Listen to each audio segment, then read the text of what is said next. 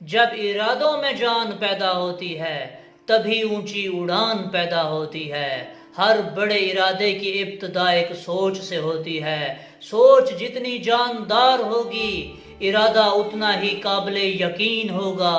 سوچ جتنی بڑی ہوگی اتنا ہی بڑا آدمی قابل اعتماد ہوگا۔ اسی لیے تو کہتے ہیں کہ جیسا سوچو گے ویسا بننا شروع ہو جاؤ گے۔ اسی لیے اپنی سوچ کو بڑا رکھو، کیونکہ بڑی سوچ ہی انسان کو بڑا انسان بناتی ہے، اور بڑی سوچ ہی انسان کو کروڑوں میں سے ایک بناتی ہے۔ اقبال اور ساگر صدیقی، ان کے نام سے کون واقف نہیں ہے؟ یہ لوگ نہ ارب پتی تھے نہ کروڑ پتی تھے، اور نہ ہی امیر باپ کے بیٹے تھے، مگر یہ لوگ جو عظیم ہوئے صرف اور صرف اپنی سوچ کی وجہ سے، اپنی سوچ کی وجہ سے یہ لوگ کروڑوں میں ایک ہو گئے۔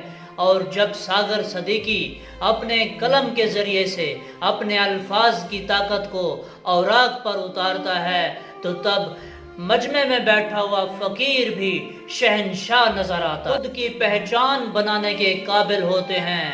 وہ لوگ دنیا میں کبھی بھی کسی کے سہارے پر نہیں چلتے۔ جب ساگر صدیقی سے وقت کا جنرل ضیاء الحق ملنے کے لیے آتا ہے تو ساگر صدیقی اپنے قلم کا جادو اس طرح سے جگاتا ہے: جس عہد میں لٹ جائے فقیروں کی کمائی، جس عہد میں لٹ جائے فقیروں کی کمائی، اس دور کے سلطان سے کوئی بھول ہوئی ہے۔ جب ساگر صدیقی اپنے الفاظ کا جادو جگاتا ہے تو جنرل ضیاء الحق ان الفاظ کی روشنایاں دیکھ کر وہاں سے اٹھ کر چلا جاتا ہے اور کہتا ہے: اس شخص کی سوچ میں اور ہماری سوچ میں کروڑوں میل کا فاصلہ ہے۔ جب دنیا اقبال کو اپنے تصور میں لے کر آتی ہے تو اقبال فلسفی کی دنیا کا ایک چمکتا ہوا ستارہ امڑ کر سامنے آتا ہے۔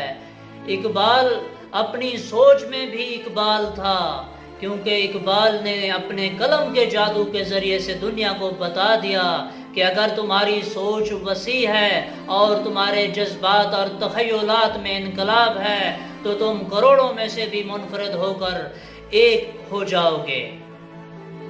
غالب کی غربت اسے زندگی میں آگے نہ آنے دیتی، اور غالب کی غربت ہی اسے خود کی پہچان کروانے سے بھی انکار کر دیتی، لیکن غالب نے اپنی سوچ کو دنیا کے سامنے اس طرح سے پیش کیا کہ غالب کی حیثیت سے آتا ہے اور دنیا کی سوچ پر غلبہ پا کر یہ بات ثابت کر دیتا ہے کہ اگر انسان کے وسائل ناکافی بھی ہوں، اگر انسان غریب بھی ہو تو وہ ایک سوچ کے ذریعے سے دنیا کو بتا سکتا ہے کہ وہ کسی سے کم نہیں ہے۔ اگر سوچ وسیع ہو اور ارادوں میں جان ہو تو انسان کچھ بھی کر سکتا ہے۔